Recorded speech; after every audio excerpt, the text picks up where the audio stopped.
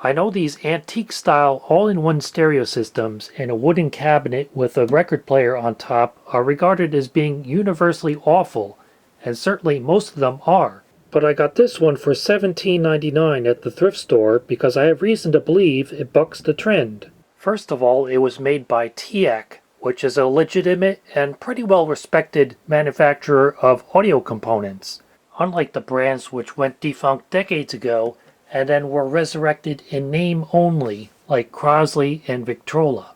And it's quite a bit larger and heavier than most of these all-in-one systems. It's about as big as a full-size countertop microwave oven, and on the back the speakers are actually ported to improve their bass response. And unusually for one of these all-in-one systems, it has a full-featured cassette recorder, not just one of those car radio-style slot-loading cassette players on the side like most of them have. I love this sticker they put on the underside of the lid. TEAC Nostalgia Stereophonic Genuine Music Player, an elegant way to enjoy your favorite music at home, using the British spelling of favorite, even though this is a product definitely designed for the American market. Tabletop stereo with 3-speed belt drive turntable. But beneath that lid is just a typical cheap plastic BSR derived turntable mechanism that I did a video about a while ago.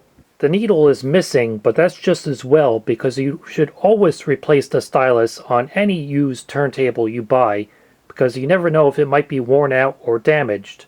As well as the cassette recorder and record player, it has an AM/FM radio tuner and a CD player, and unfortunately it does not have an aux input.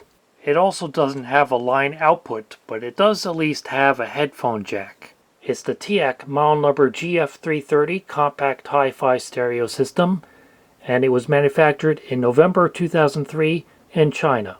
TEAC had a range of these all-in-one systems, including the GF200 and GF300, which look identical to my GF330, then the GF350, which has much more contemporary styling, and exchanged the cassette recorder for a CD recorder. Next came the GF450K7, the model number being a nod to the fact that it reintroduced a cassette player.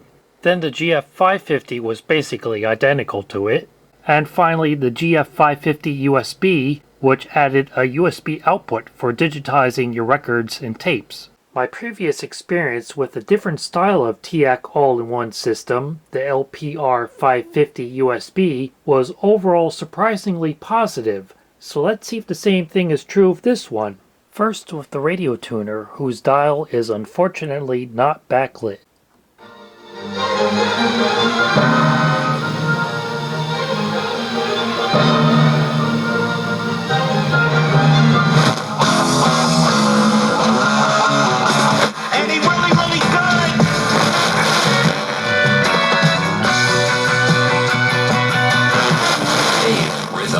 KTU. Yeah, must be 18 years or older. One off. Not tonight. Not tonight? No. Not too much Luke hours? Solve it at its source. Already used by... So the FM radio tuner was picking up plenty of stations and actually sounds surprisingly good. Now let's try AM. New York selection following his pick of Congresswoman Elise Stefanik.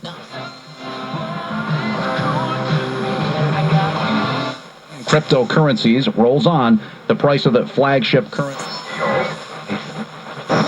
To learn more.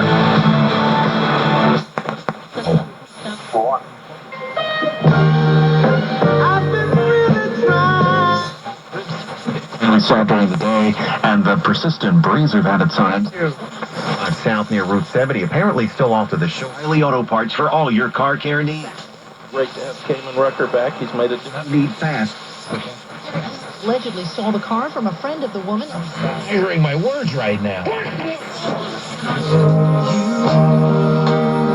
Surprising amount of stations playing music on AM.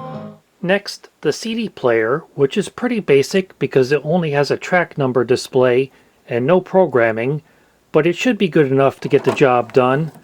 Ironically, I'll test it using a Bose Wave Radio CD demo disc. What great music deserves is full, deep bass to give it warmth.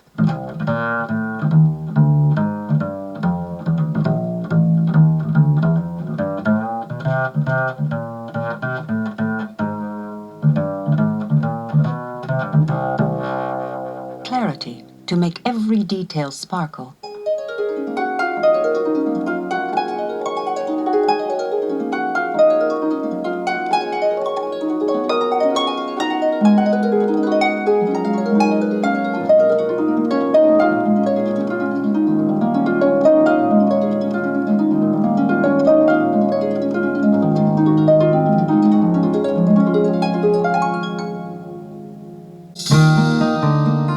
And an open, spacious sound to bring our favorite music to life. And take it all in, turn it around. Keep trusting in the road you're walking down. The cassette deck is definitely going to need a good cleaning. I tried playing a tape in it, and you can see where it rubbed clean the center of the tape head, but everything else is caked in dust. So let me take care of that now. That's much better. And yes, this is just your typical Tanishan style mechanism with a permanent magnet erase head, but it does have a stereo record playback head, and it has a beat cut switch on the back, which means that cassette recorder uses AC bias recording. It also has full auto stop, which means it will automatically stop rewinding or fast forwarding when you reach the end of the tape. Although, as you just saw, the rewind is working fine, and it also plays fine. Mix 107.3. Jam presents Digital Mix. Digital Mix. The first package that's truly designed for the digital frequency identifiers of the 90s. For some reason, fast forward is not working. So that could be a sign it needs new belts. Now I'll give you a direct hookup sample of some recordings I made from FM radio, AM radio, and a CD onto this Sony HF 120-minute normal bias cassette tape. You gonna play yourself, they gonna end up getting more money than you. Better call Top Dog if you want that top dollar. He know what he doing, and he really, really good. You about to call a rookie, play yourself and get nothing, or get a little. You want top dollar, don't you? You want top dollar. Just because they got attorney in front of their name, that don't make them good. That don't make them top dog. You ain't getting top dollar. Any accident, big or small, life or death, you make the call. Top dog law. The website address listed on the new Wicked movie Barbie dolls.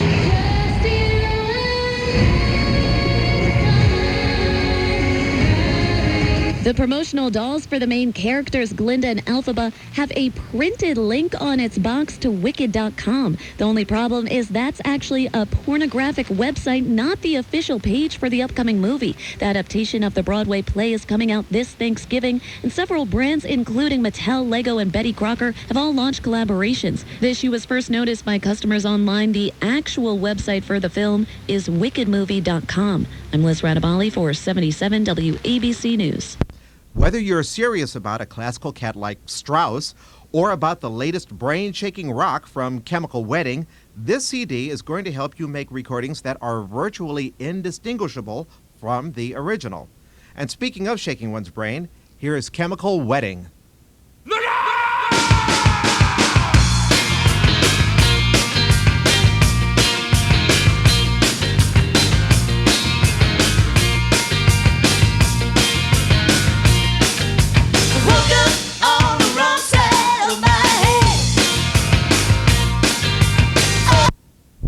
I put on an official TIAC STL 103 stylus, and if I measure it with my scale, it tracks right around 6 grams, actually just a little bit below 6 grams. So that is a pretty heavy tracking tone arm, but it's not going to ruin your vinyl in normal use.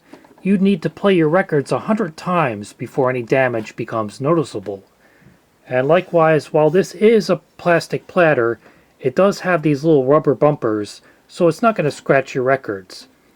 And if you notice the whole mechanism feels a bit loose and bouncy, that's by design. It's mounted on springs to absorb vibrations. Of course, we have to test it with some Dale Jacobs and Cobra. The tone arm does have a cueing lever, but it's not damped, so you'll need to be a little careful lowering it.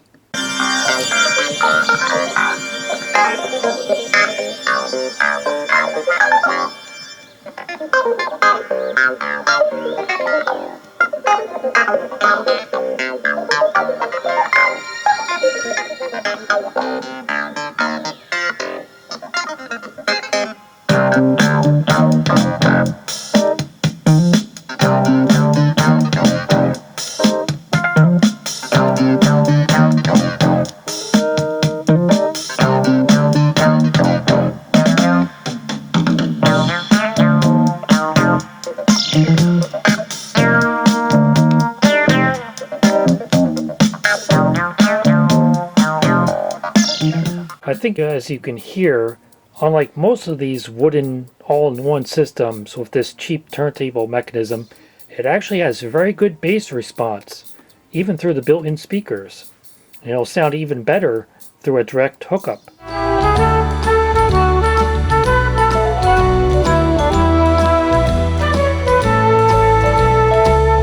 ノックの音で壊れてしまう二人の夢は短いの眠ったふりで返事をせずにたまには二人いたいけどなぜだろうどうしてうまくゆかないのいつもため息 For playing old shellac 78 RPM records, it's recommended to use a 3mm stylus designed for the wider grooves these records have, such as a Fansteel 793-D3 stylus. Oh honey, just hold me tight. I'm dancing mad tonight. Snap your fingers and away you go. Snap your fingers and whistle low. Just throw your shoulders high. Just roll that roguish eye. Snap your fingers as you roll along. You can't go wrong. Don't you leave me, honey. Don't you leave me now. Don't you leave me now. Don't you dare leave me now. Oh, don't say no. Snap your fingers, away you go.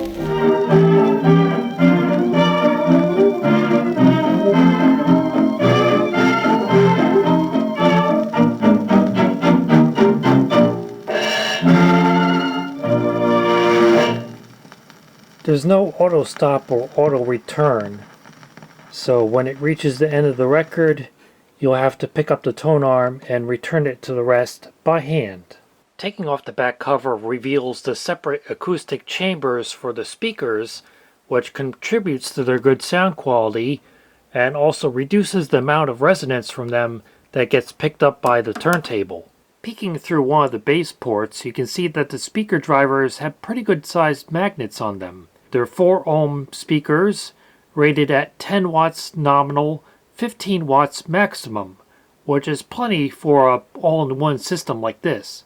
And there are all the internal components: the power transformer, the CD player, the main circuit board with the radio tuner and amplifier on it, including a pretty good sized heatsink. Way down in front is the cassette deck mechanism, and up here is the turntable motor and the speed adjustment trimmers, which are thankfully pretty easy to get to. This one on the right is for 33, the middle one is for 45, and the one on the left is for 78. To remove the turntable mechanism, you disconnect these 2 cables, which did have some hot glue holding them in place, which I needed to peel away before I could disconnect them. This one is still a bit stiff. There it goes. And then there's this retaining clip you need to flip so that it's vertical. Then it easily pulls up and out. The turntable motor is a Mabuchi knockoff. Instead of the Mabuchi M logo, they turned it upside down to look like a W. so I call it a Wabuchi. But at least this little circuit board with the speed adjustment trimmers on it was custom designed for TEC because it says GF330 player speed PCB. It has a date of September 16th, 2002 on it. The phono cartridge is also a knockoff, not a genuine Japanese-made Chua Denshi cartridge. But just like that motor, I think the knockoffs were actually better 20 years ago than they are today. And also the tone arm actually does have a counterbalance spring, whereas the ones made today usually leave it off. And with no auto stop or auto return, you can see how simple the mechanism is, because there basically is no mechanism. It's just a plastic frame. And you just have the motor and the tone arm, and that's it. And to make servicing easier, you just remove a bunch of screws, unplug a few more cables, and then the entire chassis slides out the front. The cassette deck mechanism has another Wabuchi knockoff motor, but it does have a pretty thick metal flywheel. And yeah, those belts could stand to be replaced. They're getting a bit loose, so I'll take care of that. Here's a closer look at the main circuit board. This is the power supply section, which has 2 fuses and 2 bridge rectifiers. This is the amplifier section, which has a Sanyo LA4485 chip mounted to this heatsink. This is the radio tuner section. This is the AM ferrite bar antenna. The tuner chip is a Toshiba TA2111N. There's the tuning capacitor. This chip is the electronic switch for those soft touch buttons on the front. It's a Princeton Technology PT233. And finally, this is the cassette recorder section. It uses another Toshiba chip, the TA8142P. The cassette deck belts have been replaced, which thankfully was easy with the help of this hook tool. I didn't need to unscrew or remove anything. And if I need to adjust the speed of the motor, there's the little trimmer hole for it. The cassette player is running a bit fast, just under 1% fast, so I should tweak that to make it closer to the correct speed. But you can't ask for any better than that in terms of wow and flutter, especially for a cheap Tanishin or possibly even Tanishin knockoff mechanism with a Mabuchi knockoff motor. That's around 0.08%. That's the best I've ever seen, actually, from any Tanishin mechanism, real or knockoff. And there it is after adjusting the speed. Perfect. I also replaced the turntable belt, and I took the opportunity to jazz it up a bit by adding this fancy gold trim ring. And I added some damping fluid to the cueing lever. So now it gently lowers itself onto the record. And here's the same test of the turntable after tweaking its speed using this special test record. Not as good as the cassette deck, but actually not as bad as I expected given its use of such a cheap mechanism. The wow and flutter's around 0.15 to 0.2%. And for the final finishing touch, I added a little incandescent grain of wheat light bulb to the tuning dial. It helps you see the tuning dial in the dark and looks a lot more similar to the vintage radios this is trying to look like. So if you come across one of these TEC all-in-one systems, don't dismiss it just because it looks similar to a Crosley or Victrola. In terms of sound quality and performance, there really is no comparison between them.